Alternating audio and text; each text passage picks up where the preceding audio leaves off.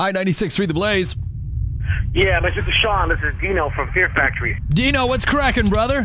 How you doing? Are you calling from Europe right now? No, I'm actually just got home. Oh, back into the States. Good, dude. Great. Glad to hear that. Yeah, we're back in the States now. I've been waiting in anticipation for a very long time to ask a metal artist this since I got into radio, and I finally get to ask you. You're the first one I ever get asked this question. You guys were over on tour in Europe. How did the volcano affect your tour? Okay, well, the only thing that it affected was that all the airports were shut down. So we weren't able to fly from city to city. So we actually had to rent vans. We had to rent charter buses. We had to go on ferries. You know, we had to go on a train.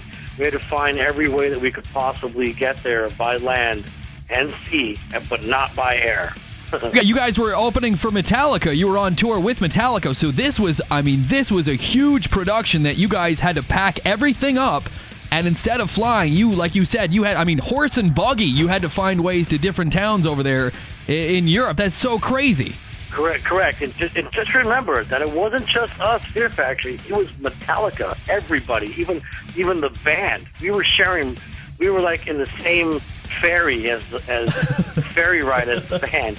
A crew. We're talking about everybody. Did that kind of take you back to the old Fear Factory start days when you guys were a little DIY and had to kind of road dog it a little bit? Well, we're somewhat used to it, because we still tour that way in the States.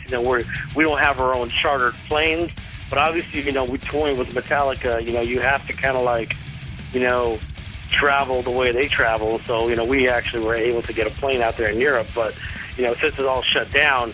Everybody had to travel by land. You guys didn't end up missing any dates because of it, though. No dates, but we did arrive to one of the shows late. Everybody, all the crew, everybody, we all showed up late. Actually, and the crew was so good that they were able to put the show on without holding doors. In other words, they were able to set up that huge stage, that huge production, all those lights within a matter of a few hours just to get it going, just to make it for the show. Dude, that speaks very highly of your road crew. Not mainly our road crew, but the road crew of Metallica. They were really, really fast. That's so cool. So would you gauge this European tour that you just got off of as a success? Oh, of course. Come on. Opening up for Metallica, being direct support to Metallica, that's successful. That's pretty cool, man. That's really, really great. And the neat thing was, I was down at the Golden Gods Awards down in Los Angeles, so I got to see your guys' live performance. It was so great to see the band back together and see you and Burton back on stage tearing it up with some new material and with the old stuff too. As the band has come back together and evolved a little bit, what are some of the new changes that we can expect out of Fear Factory? Well, the new changes, obviously, we got a new drummer named Gene Hoagland, and the guy is an amazing drummer. He's played with a lot of bands. And he brings a whole new energy and a whole new vibe to the band as well. And of course, it's very exciting, being on stage with Burton again, and just the excitement of us playing together, I think brought a whole new energy, a fresh energy into the band as well. And this record's very exciting. You hear the really good excitement vibe on the album. It's aggressive, it's melodic, it's everything, and we're just happy to be out there playing, and it's definitely opened doors for us. James Hetfield said he loves the record. We got nominated for some awards, for the Revolting Gods Award, so it's definitely opened new doors for us.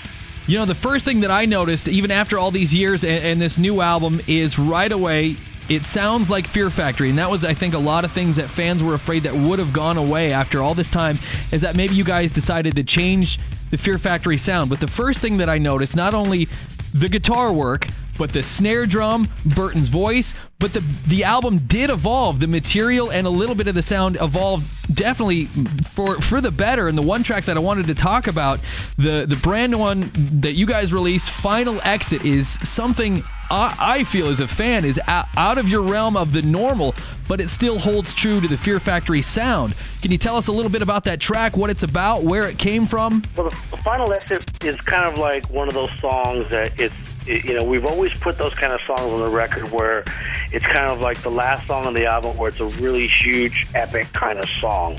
It has all the, the melodic emotions You know, when Bert's vocals are coming out on that track.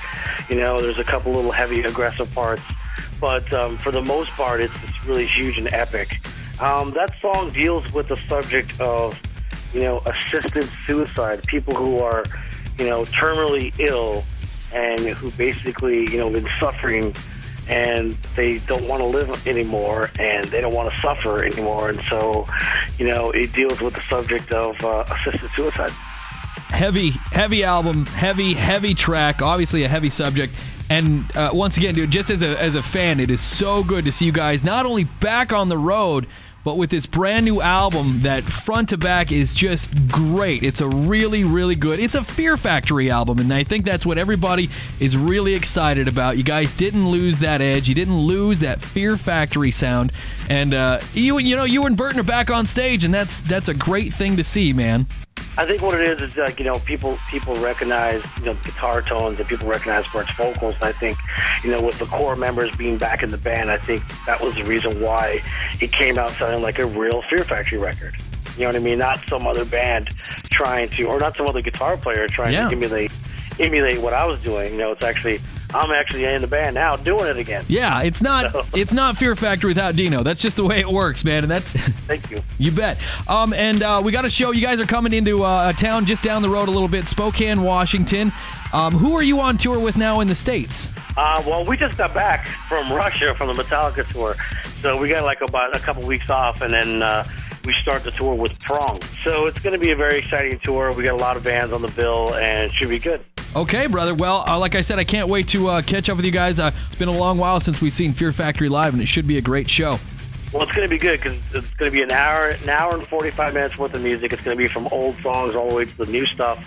So it's going to be a collection of everything. So it should be good. Awesome. I can't thank you enough, Dino, for joining me today, man. I'm so glad you guys made it back to the States in one piece. When we were reading about that volcano, it was a little bit scary, you know, because it's a volcano.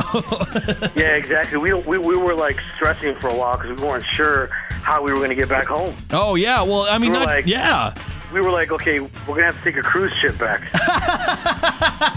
You're going to have to get the U.S. Navy to come grab your stuff and make it back. Well, they did that for some people, but we were thinking we were going to have to, you know, get on one of those cruise ships. Yeah, dude. Well, hey, like I said, man, I'm a huge Fear Factory fan. It's good to see you guys back together again and back on the road. And I hope to catch the show over in Spokane here in a couple days. And thank you so much for joining me on my radio show today. Thank you, man. I appreciate it. Take care, brother. All right, talk to you later. Hi, this is Dino Cazares from the group Fear Factory, and you're listening to the Rockstar Radio Show. It's quite an experience to hold the hand of someone as they move from living to dead.